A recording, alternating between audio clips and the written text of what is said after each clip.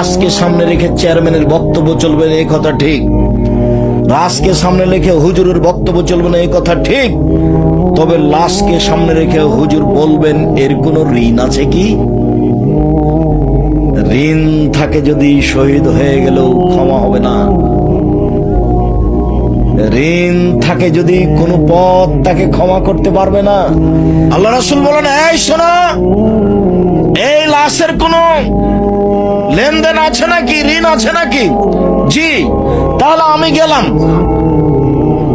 আল্লাহ রাসূল আমি তার ঋণের পরিশোধের জিম্মেদারি নিলাম, আমি নিলাম। আচ্ছা আচ্ছা ঠিক আছে। তার মানে যার ঋণ আছে তার জানাজাই নেই। সুদ থেকে ফিরে আসতে হবে যে কোনো মূল্যে। ভুলেও কোনোদিন ব্যাংক থেকে টাকা উঠিয়ে ব্যবসা বাণিজ্য শুরু করবেন না। ব্যাংক থেকে টাকা উঠিয়ে জমি কিনবেন না। ব্যাংকে চাকরি করে ভদ্রলোক, ব্যাংকে লোন নিয়ে বাড়ি বানিয়েছে।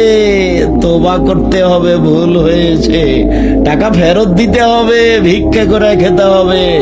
সিদ্ধান্ত ভুল হয়েছে, বাড়ি তো 5 তলা, বউ তো খুব খুশি, আপনার জানাজাই হবে না।